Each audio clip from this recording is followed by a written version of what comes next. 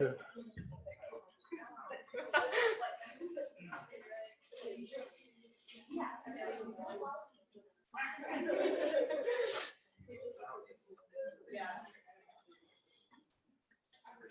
James. Hey, nice to meet you. Is your name Mickey? Mickey. Mickey. Yeah. Okay. Either way. Yeah, I'll just introduce you real quick. And That sounds good. You want the mic? No. Isn't it this one? Okay. Okay. Sounds good. Hey everyone, it's good to see everyone here. Basically, this is the present your thesis in 3 minutes. So if you're not here for this, you can leave. So just real quick, recapping. This is a workshop you can get credit for. And when you attend 5 of these workshops, you can get a professional development certificate. So make sure you signed in. If you didn't sign in, just come to me at the end. We also have an event in 2 weeks, the Grant Writing 101, February 19, 1 to 5. That event counts for 2 attendance credits for the professional development certificate. So if you go to that, you'll get 2 credits. Anyway, so here's the speaker for today, Mickey. He's gonna present. He's a PhD student, or he graduated with a PhD from the University of Zurich. He's interested in a wide range of evolutionary biology, and his current work leverages live-bearing fishes as a model to ask questions about the origins of functional trait diversity and speciation. He strives to make science and biology in particular accessible to the broad audience. So give it up for Mickey. Thank you. Is this working? Yes. So I have the mic on simply so people can hear me on the Zoom thing. But yeah, I'm Mickey. I'm a professor in biology, but I'm here mostly because I really like to make science accessible for non-scientists, and that's what I'm trying to get across here today. Is that when you present your 3-minute thesis, you have to keep your audience in mind. And sure, there might be some scientists that you are talking to, but they're most likely not going to be from your discipline, and there is more than likely also going to be people you're talking to that are actually do not have a science background. And so in these types of workshops, what I usually would do is for everybody to kind of briefly stand up and introduce themselves. But for the sake of time, and since there's so many of you, let's skip that. But I would encourage you, especially if you don't know anyone, I'll give you here 30 seconds or a minute, just introduce yourself to your neighbors, because you're going to talk to them later. And it's more fun when you're not talking to strangers. So just introduce yourself, what you do, where you come from. Give it up.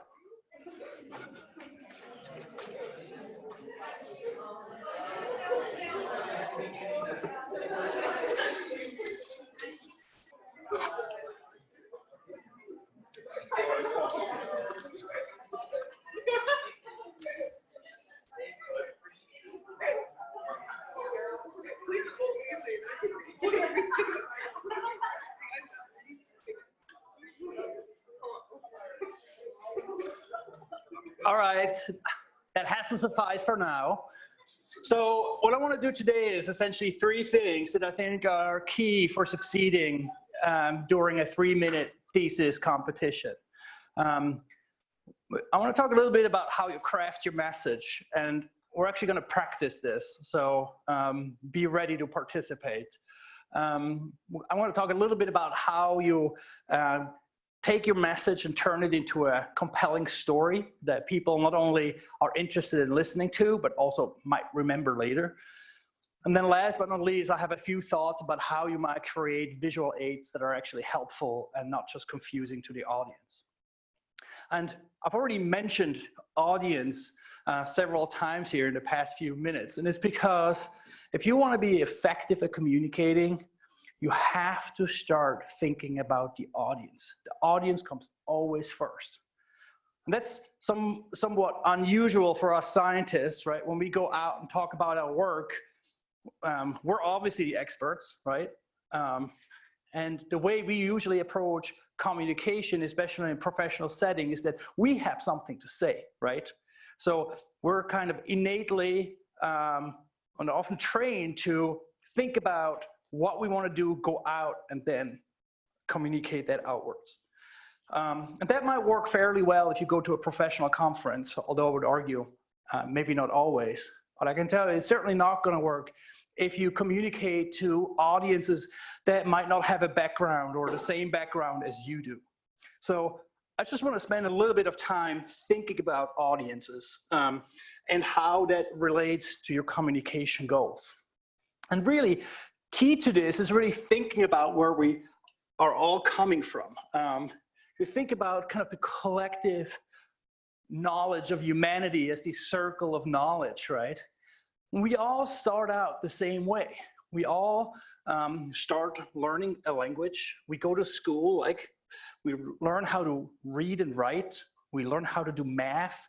And this kind of shared education experience, right, is really what it's at the heart of the democracy, right? We're trying to equip everyone with the tools to be a functional, productive member of our society.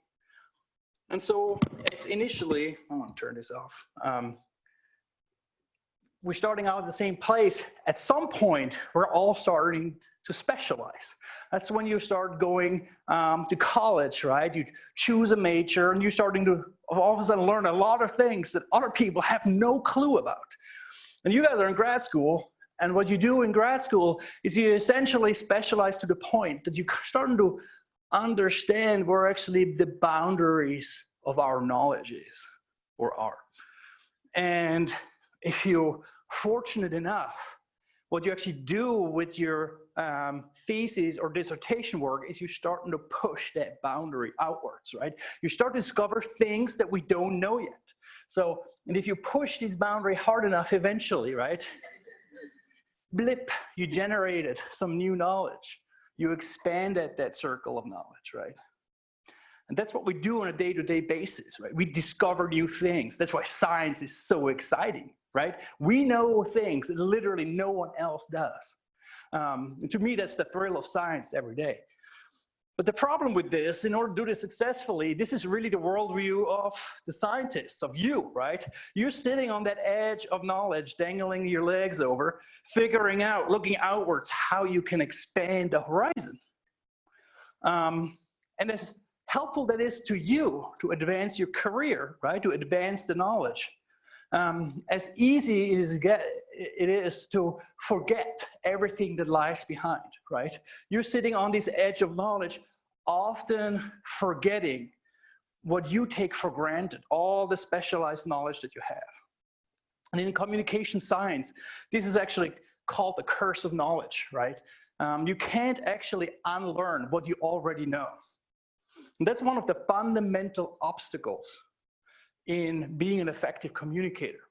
Because if you want to be effective in communicating your science, you need to do so on a level playing field with your audience. You need to pick up the audience where the audience is currently. If you don't, if you make assumptions about what the audience might know, right, and your assumptions are wrong, you will lose your audience instantaneously. And more likely than not, you have very, very slim chances of gaining them back. You have all been at those talks, right? Whether it's a departmental seminar or a talk at a conference, where they start out with their fancy acronyms that not immediately in your field, that all you can think of is how you can get out, right? It's because those speakers, they did not think of you. They did not think of the audience first. And so the key thing is that you really want to do some homework. You want to think about who your audience is. And this is kind of the first part of the handout I gave you here, the who is your audience section. When you prepare to talk to a more general audience that is not necessarily specialized in your field, and I see some eyes turning around. I got some more handouts right here. Ask yourself what you know about this audience. You know, what do you know about your audience in terms of demographics? who is your audience, right? What are their occupations, their educational backgrounds, their socioeconomics? You also might want to think about why they are here. Are they here because they have an innate interest in listening to you? Are they there because they just maybe ran into you, or they happen to be at an event that you are as well, right? Are there any special expectations the audience might have for you? And what do they know about your topic? Whether it's actually accurate or whether they have any misconceptions. You want to be aware of those misconceptions so you can address them. And then you want to think about, experiences and challenges that they may have had that relate to your topic. How can you engage them about your topic based on something they know or have experienced or have maybe strong feelings about? That makes for very effective interactions, right? When you can pick your audience up at a point where they already have a vested interest, and you can discover that. And then, last but not least, try to figure out what they care about in life. Because if you cannot relate your message about things they care about, they likely won't care about what you have to say, right? So these are just some guiding questions, and ask yourself these questions when you engage with audiences, simply to figure out where's the common ground, right? Where is your experience as a scientist, things you have to tell, where does it make an impact on your audience's life? If you cannot answer that question, you likely are not going to have that impact. You're just going to, talk to a wall with no desired responses, right? So that's one thing. You want to really think about who your audience is and how you can connect, right? The other thing is that you should be really clear about what your goals are. So if you have an audience in mind, what is actually your goal to happen when you have that interaction? That is, again, where most scientists have a completely egotistical perspective, right?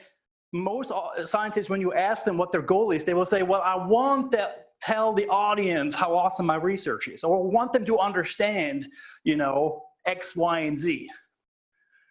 This comes from the perspective of you as a scientist that has something to tell without actually considering what your audience might want to experience, right?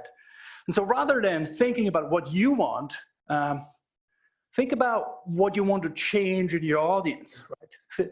Turn this around and think about the audience again, and forget like these boring goals of telling, explaining. Think about stronger goals. What do you want your audience to think, feel, or do? You can think about this not only in communicating to a general audience, but you also can think about this context when you're actually preparing a talk for a very specialized audience. And so these might sound like lofty goals, but I'll just give you a few examples of like some high stakes goal and low stakes goals in terms of what you might want your audience to think, feel, or do. So if you were thinking about changing the way your audience thinks, a super simple low stakes goal would be to simply introduce their audience to a new viewpoint, right? Making things like, I've never thought about it this way, right? You don't have to necessarily change their mind, but just plant a seed and view a problem from a different perspective that they have not previously considered. A more ambitious goal would be to challenge current beliefs. I can tell you, you're probably not going to do this in a one-time interaction, right? But you don't always have to strive for the stars. You can start out with those low-stakes goals. In terms of what you want your audience to feel, a great starting goal is simply to spark curiosity, where you present something that you know about and instill some sense of curiosity that an audience might want to learn more, right? Make what you study appealing or relevant to your audience. A more ambitious goal might be to inspire people. Again, this is probably not something you do in a single interactions, although some scientists like Jane Goodall has undoubtedly inspired generations of especially young women to pursue careers in science. And then last but not least, what do you want your audience to do? And the low-stakes goal here that I actually often set as a goal is simply to make your audience or encourage your audience to ask a question after. You know that an interaction was successful if an audience is actually following up with you, right? There's often nothing more awkward when you're prepared to address questions and everybody is quiet. And usually has to do with the fact that you either talked over the audience's head or that you kind of, conducted yourself kind of aloof and jerkish enough that everybody's like, well, I'd rather not talk to this guy, right? A more ambitious goal might be to change behaviors. Again, this is not something you do in a single interactions. I doubt you can give any sort of presentations to, change water use behaviors, for example, right? Like in a single interaction. So those kind of are the two foundational pillars that you have to think about. Who is your audience and what is your goal? If you cannot address those questions, you cannot really communicate effectively. And so what I encourage you to do here on page 2 of your handout, you have a simple little tool.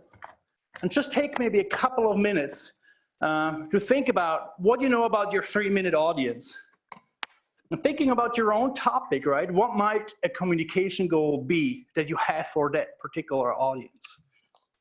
I'll give you 2 minutes. And after those 2 minutes, we'll put this to test and see what you can do. Does that sound good? Do you have any questions? All right. Give this 2 minutes. Don't worry too much about boxes 4 and 5.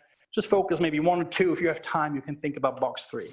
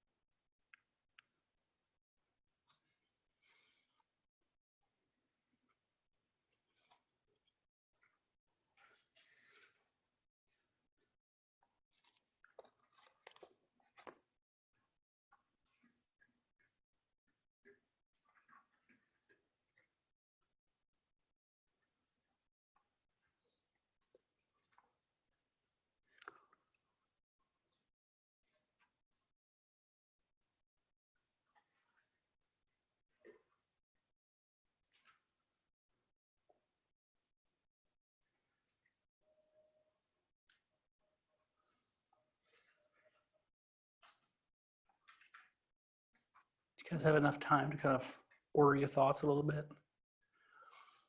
So what I would like you to do is pair up, find a partner. And I suspect some of you came with a buddy from the same department that already knows your research. If that's the case, maybe shuffle up a little bit. Maybe find a partner that you don't know, because the exercise is going to work a lot better if you talk to somebody that doesn't know what you do and doesn't understand what you do necessarily. So if you could regroup a little bit if necessary.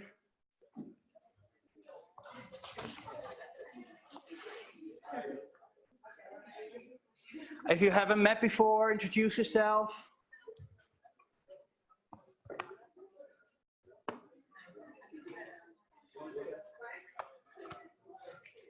And I want you to agree on who is A and who is B.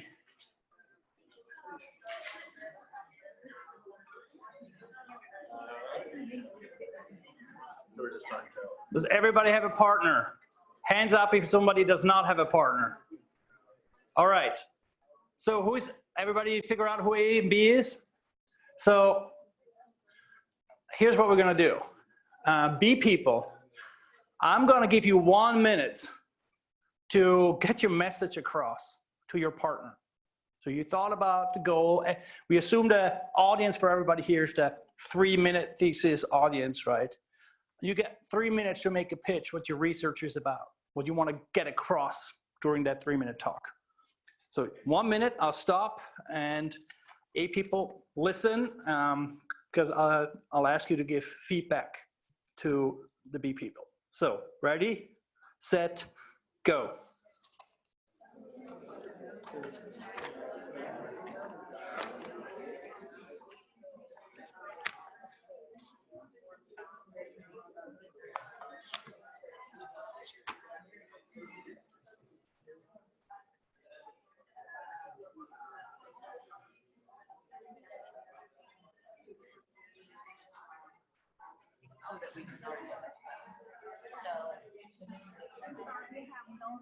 Oh, I'm so sorry. You can have mine. Thank you.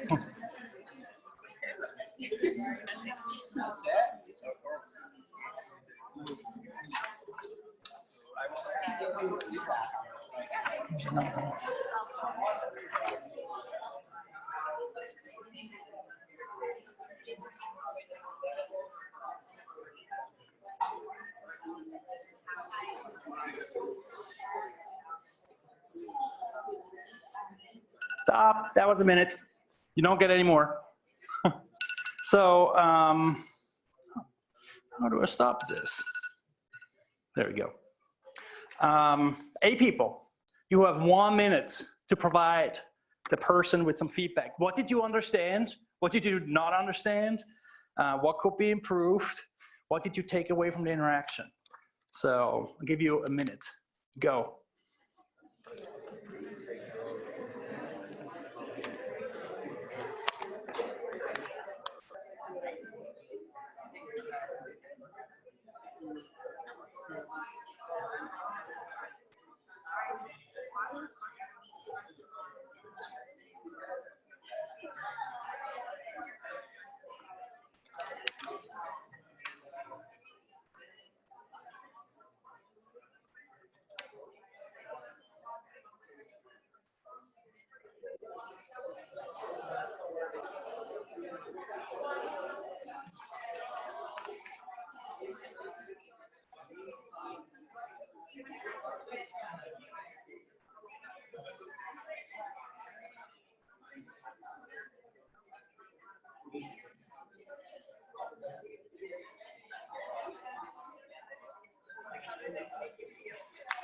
Stop.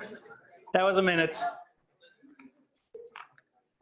So, B people, you got some feedback, right? About things that you probably could improve. So I'll give you a chance to improve. You're gonna do your pitch again, but this time I'm only gonna give you 30 seconds. So you got 30 seconds to make your pitch. Ready, set, go.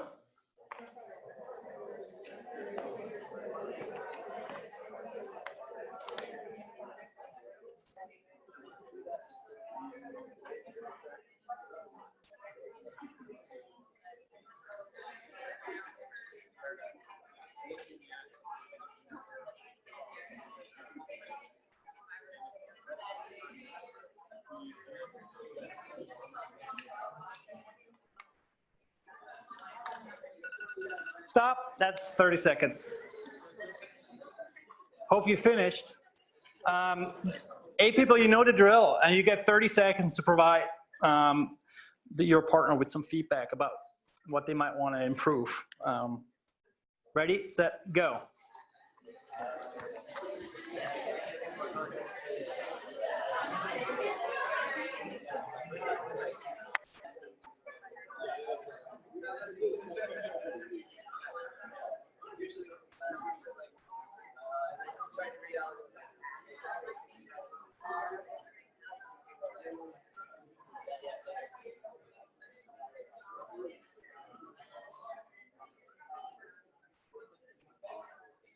Stop. That's 30 seconds. You might be expecting what's coming next, right? You're gonna do this again, but you only get 15 seconds. So you get not 3 minutes to explain your thesis, you get 15 seconds to explain your thesis. Deep breath. You guys ready? Set, go.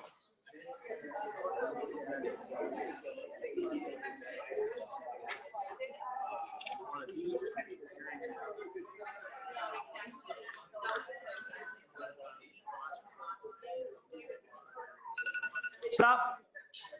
That was 15 seconds. All right. That was hard, right? Better be hard. So, be people, on page 3 of your handout, you have a little questionnaire. I'll give you 2 or 3 minutes to interview your partner and get some specific feedback about the pitch you just made. Go.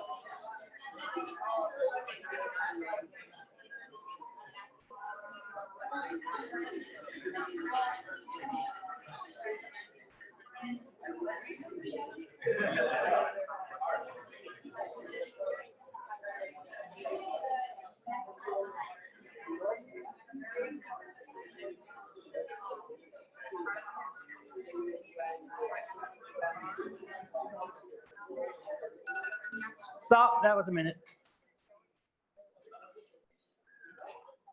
It's amazing how long a minute can feel all of a sudden, right? So what we're gonna do now is we're gonna swap roles and we're gonna do exactly the same thing again. So 8 people this time, it's you're talking. I'm gonna give you a minute to explain your research. Ready, set, go.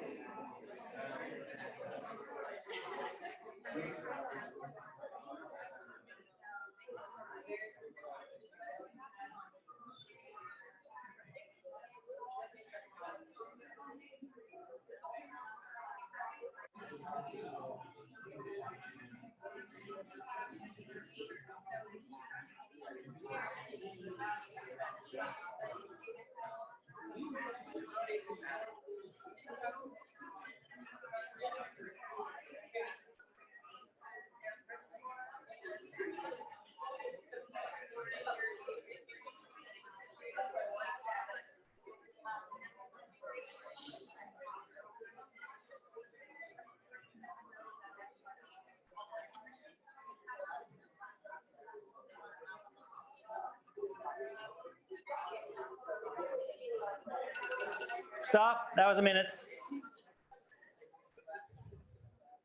All right, you know the drill. You get a minute to provide some feedback. Ready, set, go.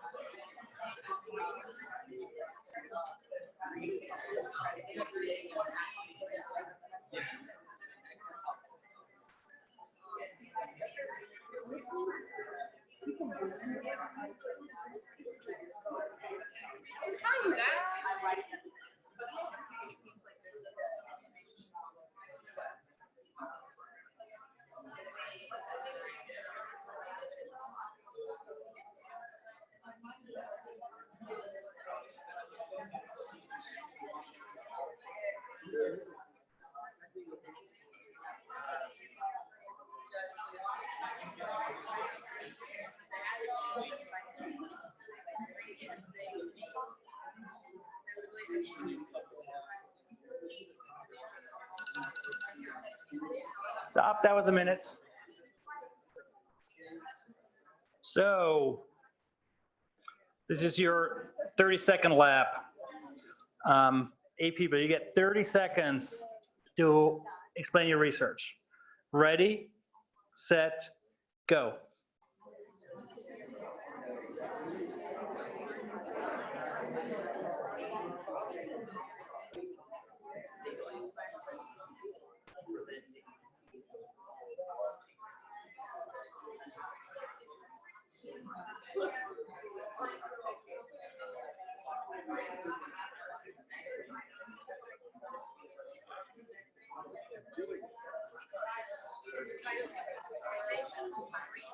Stop, stop, stop, stop. That was it. So, people, can you please provide 30 seconds of feedback? What could be changed? What could be improved? Ready, set, go.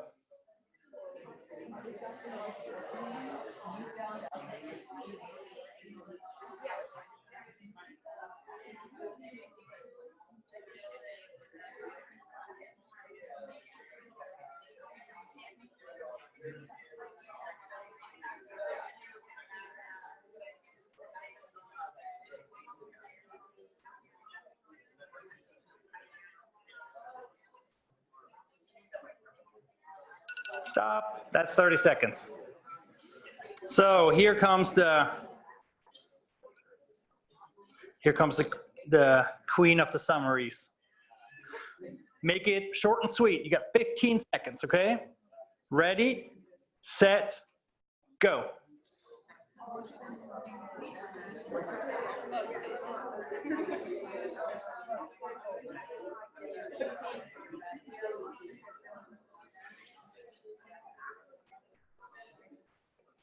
Stop, that's 15 seconds. All right, good job. So you get 2 minutes to interview your partner and get some more detailed feedback. If you need more time than 2 minutes, just let me know. We have plenty of time at this point. Ready, set, go.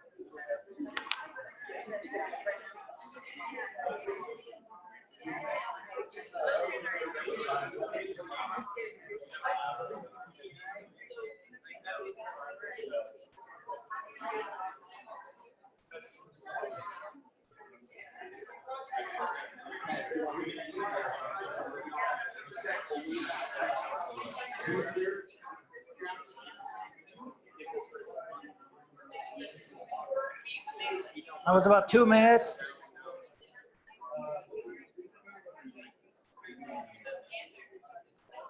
Think about wrapping it up.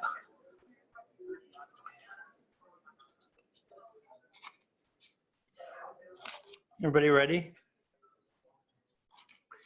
So you get your minute back. Again, try to fill the minutes. Don't stop after 15 seconds just because you now can do it in 15 seconds. 8 people, ready, set, go.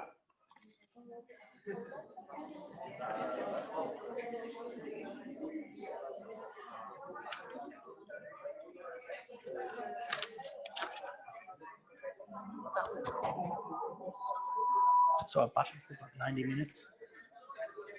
90 minutes Total, yeah. So no later than 3. Yeah. Okay. Yeah. Fingers crossed. I'm gonna head out. I might be back. No problem. Yeah, no problem. Have a good day. Thank you.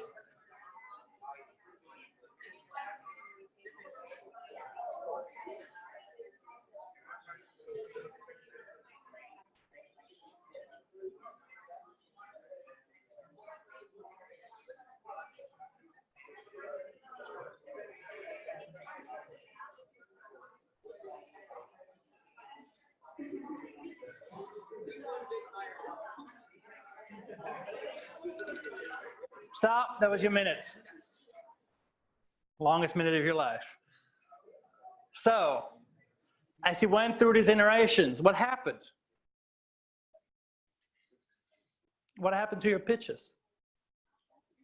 If you compare your first pitch and your last pitch, or your partner's first pitch and your partner's last pitch. Got more streamlined? Yeah, you have no choice, right? You have 15 seconds. What we tend to do when we talk off the cuff is we get unintentionally or not on a bunch of tangents, right? We add a bunch of information that might be interesting, might not be interesting, might be helpful, might not be helpful at all, right? So streamlining it down and thinking about what's your message, and then building back up. That was exactly the purpose of these exercises, right? So once you have your message to the point, you can start to add information back that actually matters, right? So listening to your own and your partner's pitches, what do you think were things that really worked, that captivated you or got a point across really well?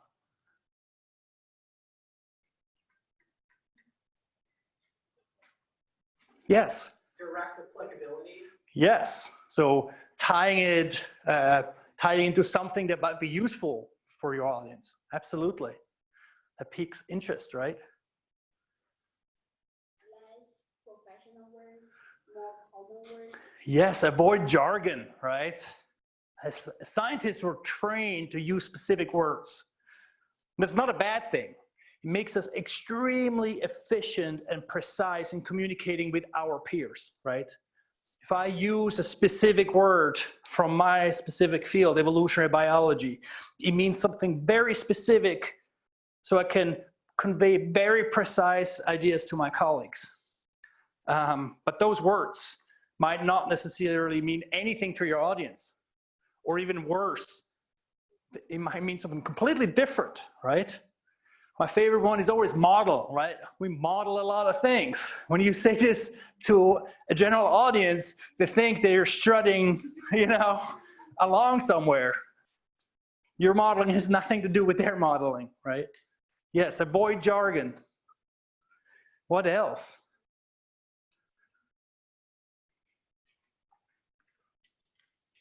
Has anyone used an analogy? Yeah? Analogies can be super powerful, right? Especially when you talk about scales that people are not used to thinking about. Think about an astrophysicist, right? They might have to explain how big the universe is. Using a good analogy is really, really powerful. But what were things that didn't work? People may want to avoid. Yes? Going into too much detail. Yeah. Detail can be overwhelming, right? And distracting. I agree.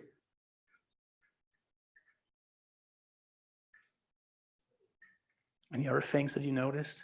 I'm sure your partner is not going to be mean to you. I think for me it was choosing too many messages. Yeah. Focus on one. Yes, if you have too many messages, in 3 minutes, right? You can literally have one message. If you think you can get more than one point across in 3 minutes, you're probably overly ambitious, be my guess. Your standard 12-minute talk at a conference, probably 1 point to bring across, right? Maybe 1.5. Any other things that you can think of? Now, this exercise, right, is clearly not necessarily useful in terms of structuring your talk. It's really, this kind of message design is really, the goal is to figure out what is at the heart of what you want to say, right? The question then becomes, well, how do you package that message in a way that actually resonates with your audience, right? You don't usually make a pitch like that to your audience. And I want to convince you that storytelling is a really good way of doing that. And whenever I say storytelling to a room full of scientists, they're usually like, well, I'm not in the business of storytelling, right? I'm all about facts and not about fiction. But it's not what I'm talking about. And so just to kind of preface this a little bit, I want to ask you 2 questions. It's like, why do we tell stories? And what are the elements of the story? So we'll talk about the first. Why do you think we tell stories? Yes. Absolutely. People do remember story and they never remember facts. Storytelling is the primordial way of humans spreading news, right? Our brains have really literally evolved in the context of telling and hearing stories. What other purposes might stories serve? Translation, right? So make something that's complex, maybe more digestible for a general audience, yes? Inspire, yes, absolutely.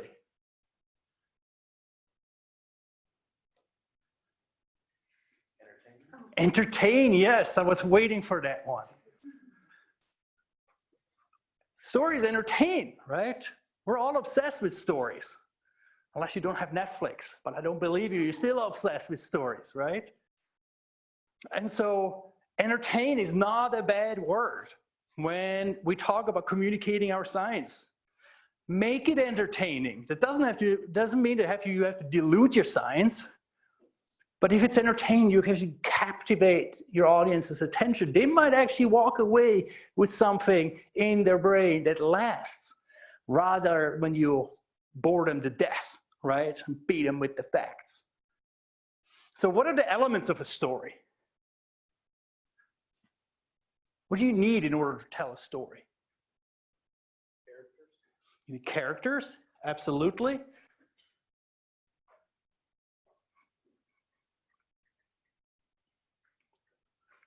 Yes.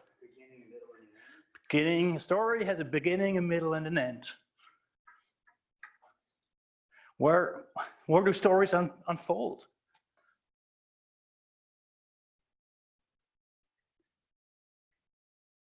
It's a scene, right? A backdrop against which the story plays. So what I'm trying to tell you today is that, thinking about what you have to say in this context, or in the context of these story elements, of having characters, of having a story that starts somewhere, has a middle, and ends somewhere, right? A story that unfolds against some scene is actually a really powerful way of talking about it.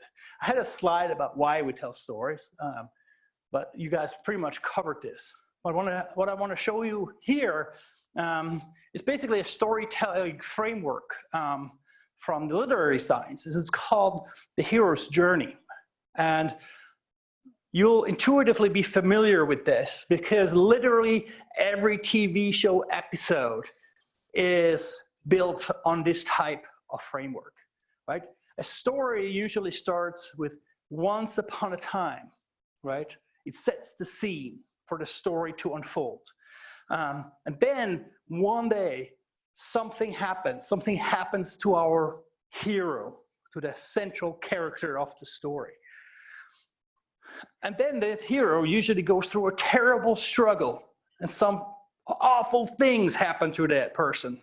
But there's a transformation, something changes in the hero to the point that there's a climax, right? The hero overcomes, and suddenly the world was different until the next episode when a new challenge arises, right? So you might think, what has this to do with science?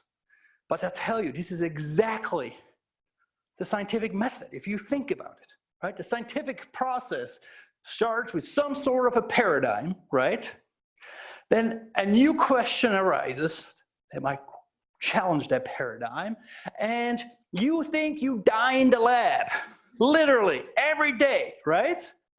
But really you're not. You're overcoming. You're gathering data until one fine day, you're done with your nice little R scripts, and new insights, emerges, right? And you write the discussion, there are 7,000 new questions based on the data you just collected, right? So the way that the hero's journey works is literally the same way the scientific method unfolds. So you can really start to pack what you have to say in this type of a framework, right? And the question is, who is the protagonist? And I can tell you the protagonist might be anyone. You might be you, literally.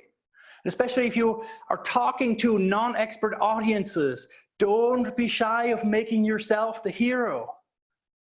People love to relate to other people.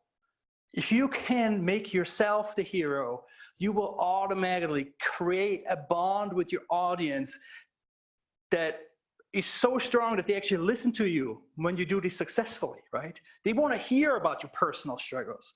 They care much more about you than about your science. I can guarantee you that. So if you can make them care about you, you can actually make them care about your science. But it doesn't have to be you.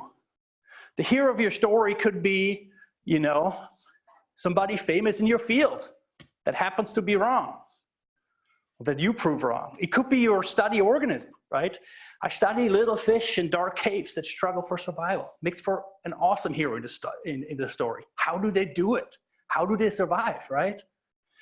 So think about this framework in that way. Think about how you can build that story. And what you have also in your handout, I think it's on the last page, is this type of storytelling framework where you can think about, with your message in mind, how can you repackage that in a way that it fits this type of framework, right? What I don't like about this handout is that it starts with number 1, once upon a time. That's really the second step. Because the first step is your white box above, right? What is your story about? Who is your audience? What's your communication goal? And why would your audience care? You need to be clear about those things before you start writing your story. So I wish we had all afternoon, and I will challenge you to tell a story, but we don't. But I have a few tips on how you might get started thinking about a story. These are called story prompts. This is the second to last page. These are just simple prompts that get you thinking about what a storyline might be. How did you become interested in your research topic? Did you have some sort of a profound experience that maybe led you to become a cancer researcher? Did you have some sort of experience that make you want to engage with science in a particular way? What is your personal story? That's a good story to tell. Another good story prompt is, what's weird or surprising in your field? In science, there's often these kind of competing view, right? These big alternative hypotheses or paradigms that conflict one another. These are some great kind of tensions that you can build up in a story and build it into a story and make it intriguing, right? Who is right? Which gray white man that has been dominating your field for 30 years is going to be proven wrong at the end, right? Turns out all of them, they're all wrong. What's weird or surprising in your field? Is there like some really weird thing that you have observed or encountered and makes people go like, what, really? That happens, that exists? Happens every day to me on Twitter, right? When you scroll through the stuff and it's like, today I saw a fish that has a copulatory organ attached to its chin on Twitter, right? This is wild. How does this work? Right? These are some great hooks that you can use to engage an audience. What are your motivations and hopes? Why do you do what you do? What do you hope to accomplish? And then there's some story prompts down there that I encourage you to take a look at. It's kind of fill in the blank ones. Nothing in my field makes sense except in the light of what? Nothing in biology makes sense in the light of evolution. I would say about my field, right? Not my quote. Somebody way smarter said that first. What you're studying is blank, blank, and blank. Biology is exciting, useful, and at times traumatizing. That's not a good one. And then my favorite is the and but therefore framework, the ABT framework. Basically it works this way. You tell the audience something they know, and then you tell the audience something else they already know, but then you tell them something that they don't know already. And therefore, you start to talk about your research, right? So in my example, it might be, we know that some places on Earth are inhospitable. And we also know that some life forms manage to survive in those places, but we don't know how. Therefore, we're studying how these weird little fish live in all these toxic springs, right? You get the gist. I'll give you a moment and maybe pick one of these and fill out what you think might fit for you. And I'd love to hear a couple of examples from the group. I'll just give you 30 seconds or a minute to maybe think about one.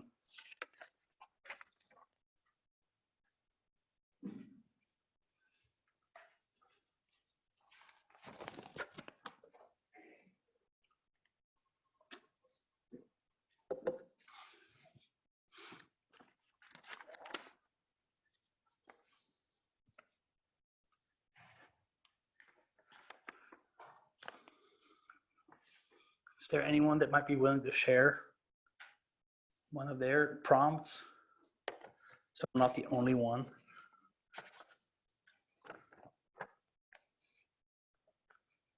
Yeah, do it. We all want to hear it.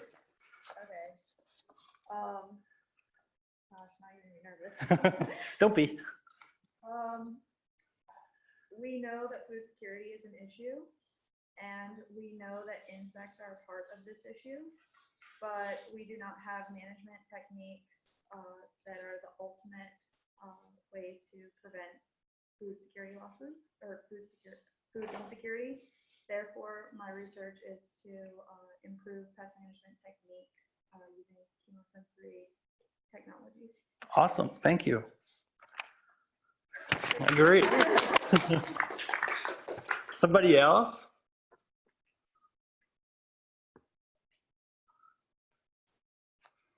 All right. I'll let you off the hook. You get some brownie points. So story prompts are really there to kind of think about ways you could start a story, right? And I use them primarily as a way to brainstorm, right? If I need to write something or do something, that this is how I start. And the ABT framework, I almost use this for everything. It works for writing papers. It works for writing press releases. It's really, really awesome. It's once you get the hang of this, you can apply it to almost any communication challenge you face. There's actually really a good book by Randy Olson that's called Houston, We Got Narrative. And it's all about the ABT framework. And if you're interested, I encourage you to read it. So story prompts are a good way to start a story, but I also want to emphasize, somebody said earlier, a story has a beginning, a middle, and the end.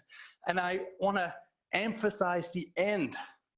It's really important that you have a good ending. There's different ways to end a story, right? You can introduce a problem in the beginning and you can resolve it at the end. Good for you, right? If you could actually conclusively address your question. Somehow it never happens to me in my research. But it's one way to end the story, right? You set up the problem, you resolve the problem at the end. But you can also leave your story unresolved. The important thing is that you have to make that ending. Unresolved stories is maybe not the best way to end a 3-minute thesis talk, but it's a great way to end a story. For example, when you know you're going to have some interactions with your audience later, you can set up the questions, right? So you don't get the random curveballs. If you do this well, you can basically steer your audience's thoughts in the direction you want them to. You can provide a moral of the story.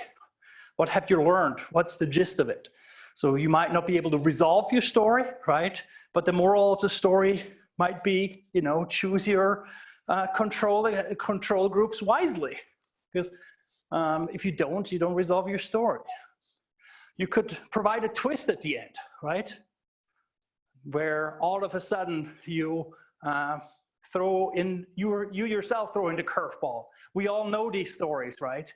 When you're sure in a murder mystery, oh, this is the murderer. And then 10 minutes before the end, the whole story changes. And that can be a really impactful way to change a story, because when you create some cognitive dissonance in your audience, if you make them think they really understand, and then you throw them the curveball, that's when you can have a really big impact on their thinking, where they walk away and say, well, dang, wait a second. How did that go, right? You make them pause. That's a powerful way to end. And then the crystal ball is, you could show them the future, right? If you're successful with your research, in the future, we might have no more hunger on planet Earth. If we continue this research for 30 more years, where could it be, right? That's another good way to end the story. But just as it's important how you start, it's perhaps even more important how you end. And what we tend to do is just kind of reiterate our results at the very end, right? Without really repackaging or explaining to the audience what it means. Take the time and explain. So you may show results, take the time to end the story in a way that allows your audience to put your results into context. Your conclusions might be perfectly obvious to you, but I guarantee it's not for most of your audience. So take the time, slow down, and put that conscious ending there so the audience knows what they're supposed to walk away with. So stories are great, but there's also some pitfalls I want to caution you about. The curse of knowledge that I talked about in the beginning is the biggest one.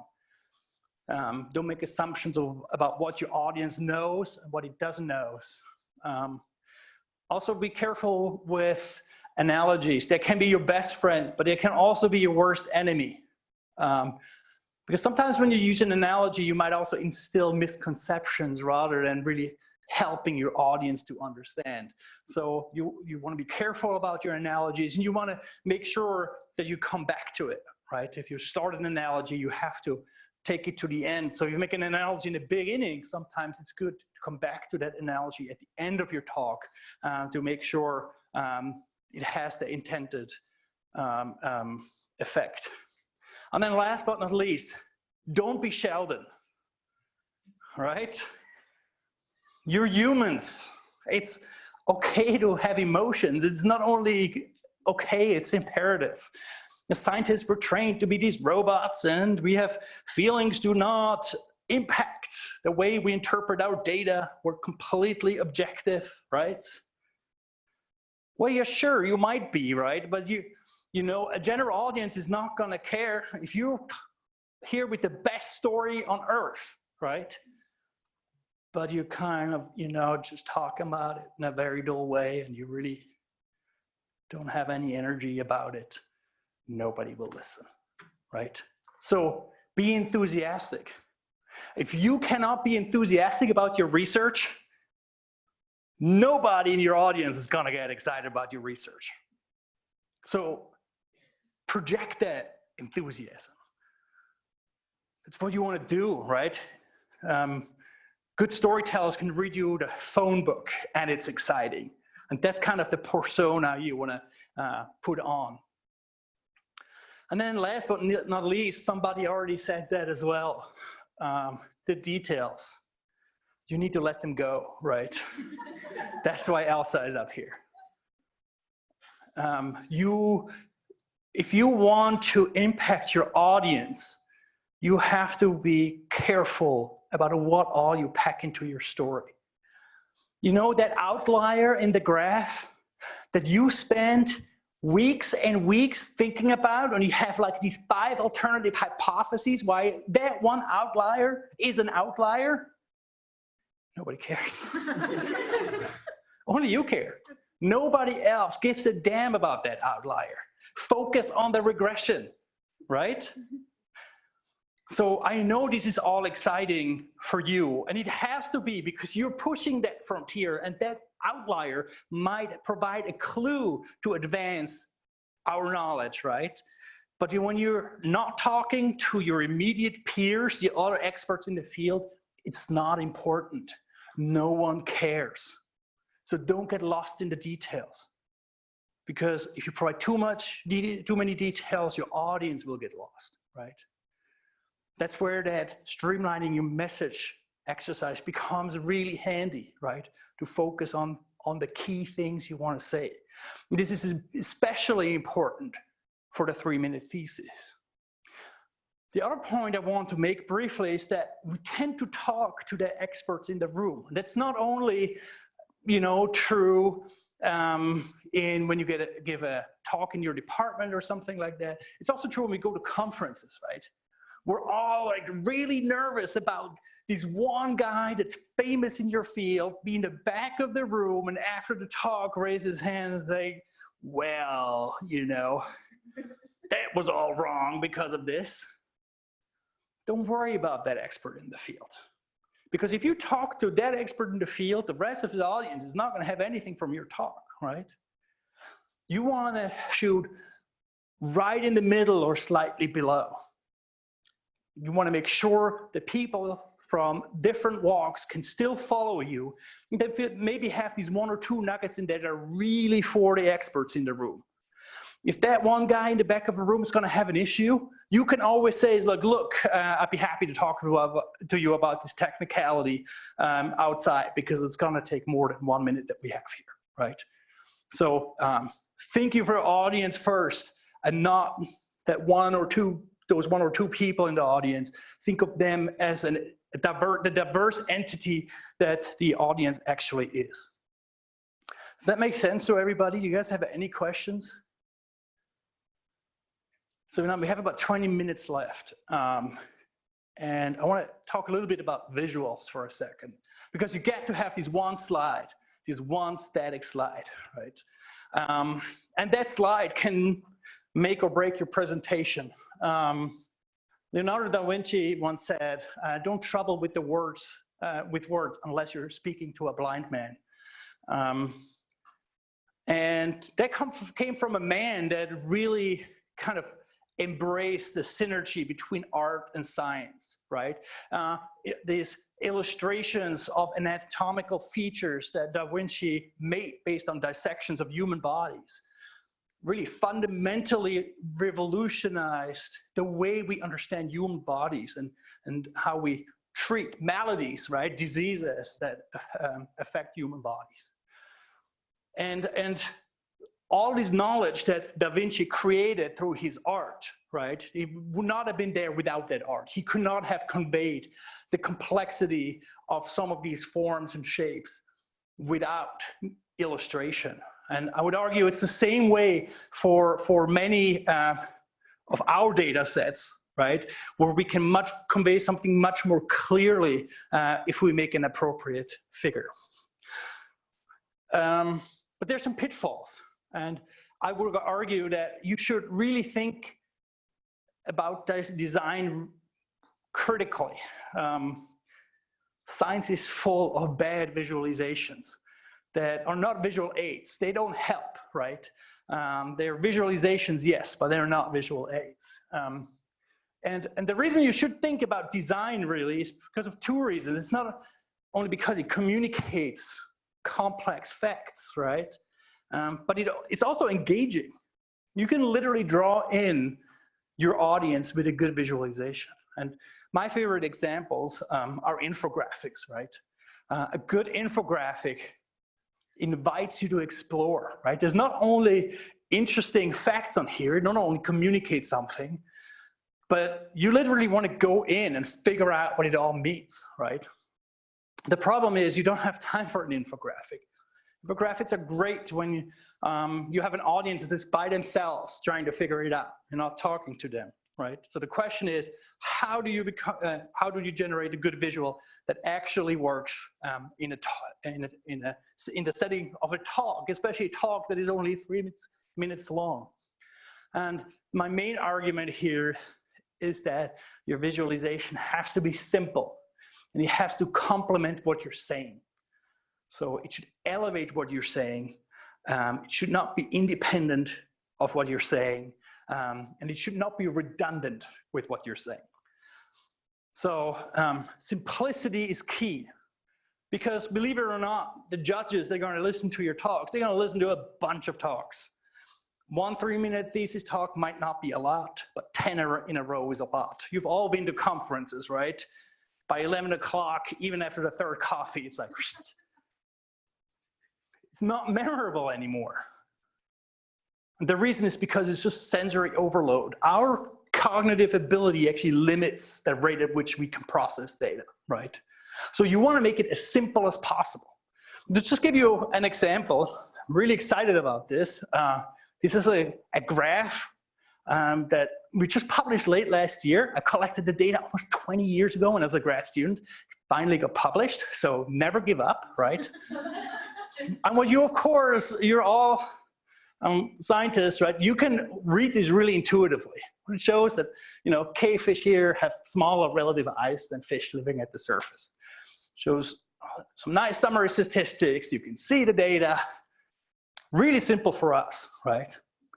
It's not necessarily very simple for our audience. They don't necessarily know how to read a box plot. They don't necessarily know what that p-value up there means, right? And it turns out I don't need a graph at all to tell my audience that cavefish have smaller eyes. I can simply show them a photo. This shows exactly the same information, right? So cavefish here on the right, eyes almost gone. There's a surface fish on the left. The eyes are still big. You don't always have to show a graph. You really don't. So think about it twice whether you want to show a graph. I know you love your graphs. I do too, right? But they may not be the best way to get your message across. Here's another picture that I stole from a friend of mine. You guys know what that is? It's the last male black rhino that died about a year ago. That marks literally the extinction of a species. And this is his caretaker, long-term caretaker saying goodbye, right? A friend of mine studies biodiversity declines. She could show all sorts of graphs that show how we're losing species, right? How extinction rates are elevated. She shows this. Just like we're in a biodiversity crisis, right? The reason she shows this because it evokes something. It evokes emotion, right? Showing this picture is 10 times more powerful than showing any graph about the biodiversity crisis. So what are pictures that evoke some feelings in your audience that have to do with your research, right? Food insecurity. There's some evocative pictures out there, right? That make people pause and think about, wow, this is what we're up against. This is what the challenge is, right? So think twice. I'm not saying never show data, but think twice about whether you have to show data, and if you do have to show data, how you show it. If you do have to show data, I would argue there's 3 things you should be thinking about. First of all, you can guess it. Who's your audience? Who you're talking to? Box plots, perfectly appropriate for a science audience. Not appropriate for a non-scientific audience. A phylogenetic tree that depicts how different species are related to one another, super easy for a science audience. Not so much for a non-scientific audience, right? Also, what's your communication goal? What do you want your audience to walk away with, right? And last but not least, how are you communicating? This is my pet peeve. People always do this, especially, the white, gray old professors that I keep mocking. They go in, open a PDF of a paper they just published, take a screenshot, and go straight in their presentations, right? The level of detail you provide in your figures in a paper is not appropriate for a presentation. Every figure you make, there should be 2 versions, one that goes in a paper, one that goes in a presentation. And it's because in a paper, you need to give the reader all the information necessary so they can make sense of the figure on their own. You're not able to look over their shoulder and say, oh yeah, this is actually how you have to interpret that. You need to give all that information up front. Accordingly, right, there needs to be a relatively high amount of detail for people to decipher that. When you give a talk, that's not the case. I can talk you through a graph, right? Of course, there should be some minimal details on there, but the more details you add, the more distracting it becomes. Remember that cognitive load. Your audience only has a certain capacity to digest visual information. And so grid lines and all these things are completely superfluous. So think about the level of detail you really, really need when you make graphical representations. Something that is needless to say is that if you show a graph, your graph should be appropriate and honest. This is a famous picture of our fearless leader that, you know, didn't take it so seriously with accuracy and honestly in his chart that he somehow modified with a Sharpie when a hurricane hit last year, right? And I don't necessarily mean to say here that in the sciences we're in the business of, you know, coaching our data in the best way possible. But you have to realize that the way human vision works, there's just some pitfalls, and you might misrepresent your data just accidentally because you haven't thought about it. Great example is if you use pie charts or circle charts to show relationships, right? So how does, you know, your circle correlate with your data? Is it that relative size is correlated, that the area is correlated with your data, or the radius is correlated with your data? These are two alternative interpretations, right, of a circle chart. And I can tell you, the human brain is very bad in actually distinguish between the two of them. Even if you tell the audience, well, in this circle chart, right, it's the radii that are proportional to whatever I've measured. So don't use these type of representations. Similar example is the use of bar graphs, where you cut part of the axis off, where you essentially exacerbate differences between different groups. Avoid those. Be really careful about how you depict your data. There's a principle of proportional ink, meaning that the human brain essentially equates the value of whatever you've measured with the amount of ink that's on the screen, right? And so down here, even though the differences are the same, essentially it's just a different cutoff of the y-axis, right? The difference here are perceived as much more strongly than there actually are. It's because your brain automatically tells you then, well, this number is way, way, way, way higher than this one. Because you're not paying attention what the label here is on the axis. You're only paying attention to how much ink is actually on your chart, right? So think hard about what are accurate and honest visual representations of your data.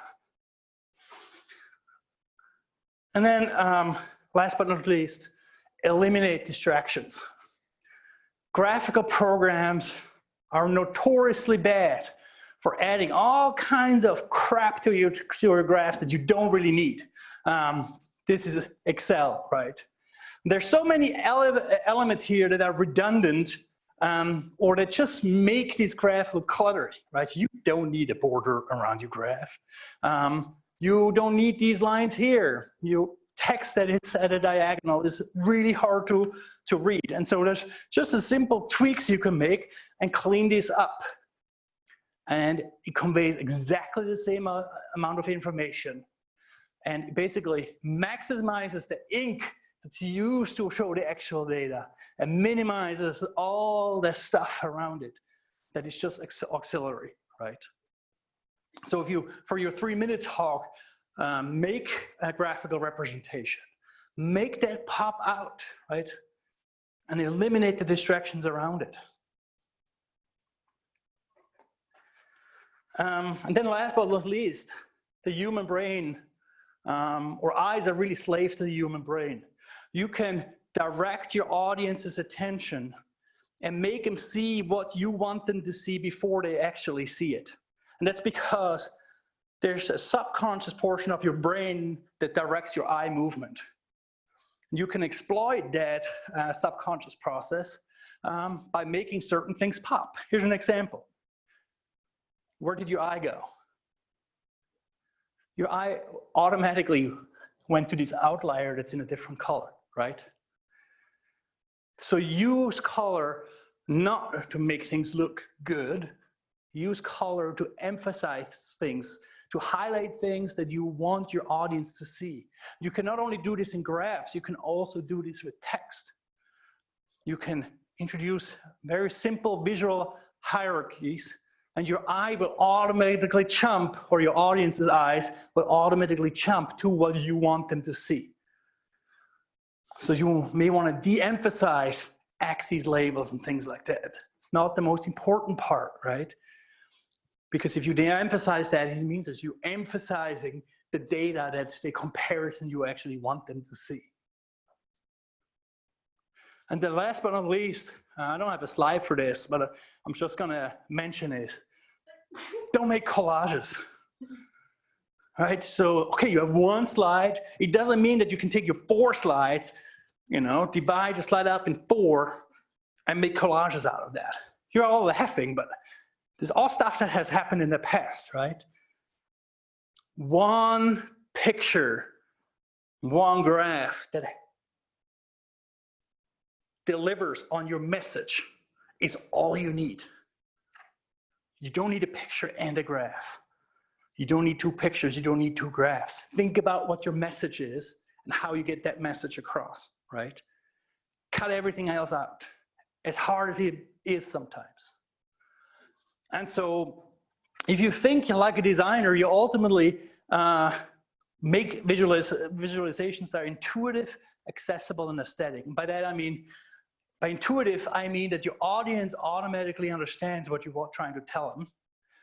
By accessible, I mean that people from diverse backgrounds can actually read your graph, including people that are perhaps colorblind or have other accessibility issues.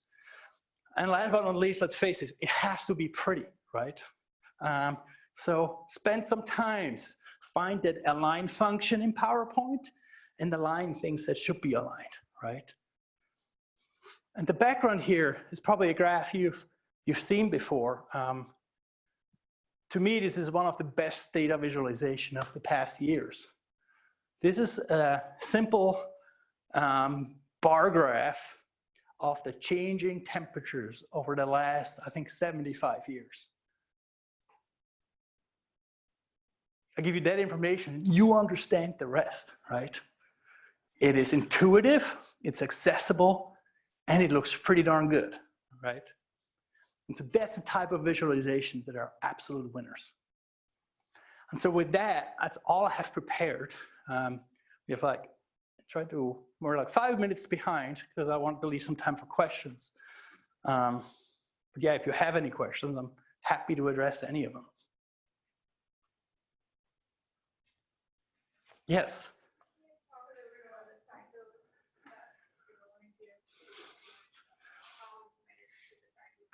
Yeah, so I think that the titles, again, I think for titles, it's always like, where is that title going to appear? Are you asking specifically for the 3-minute thesis?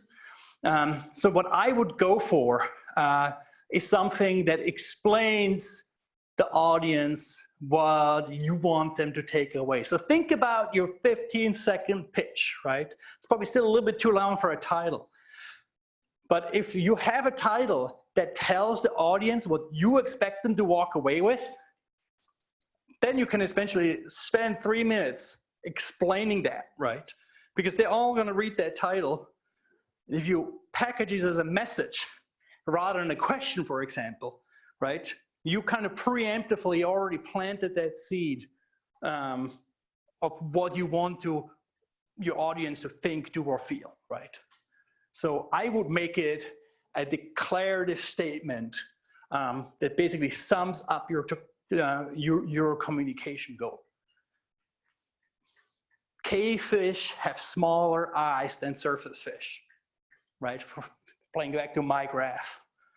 If that's your message, just say it. Sometimes people go for the catchy titles, right? Putting a funny spin or something.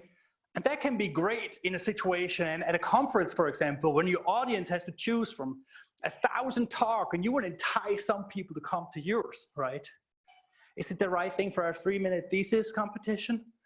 I would argue it's not.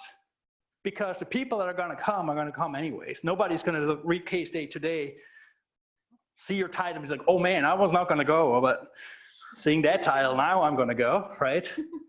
So you want to think about your goal here, and your goal is that, you want to convince the judges that what you do is interesting, that it's rigorous, and that is important, right? So hit them with that take-home message in the title, and then you just get 3 minutes because you just have to provide some fluff that makes them believe that you're right.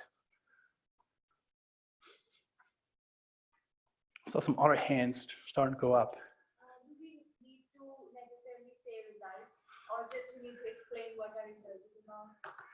Yeah, so I don't think you necessarily do. I mean, I think you want to say what you find, right? But I don't think you necessarily need to structure your talk like a written paper, right?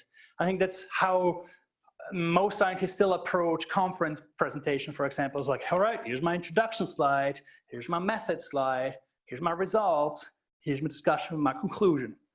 I think this is completely useless, right? Better put it in a storytelling framework. People can actually follow what you have to say. And so I don't think you necessarily need to say, you know, here's my specific results and the mean was X times higher. This was what the significance values of my statistical analyses were. I don't think that's necessary at all in a 3-minute thesis. This might be relevant for the expert in your field, right? But it's not necessarily relevant if you want to, you know, talk to a broader group of people. You want to maybe give them a general gist of what your research and your efforts have resulted in. But yeah, don't lose yourself in the details. Does that answer your question?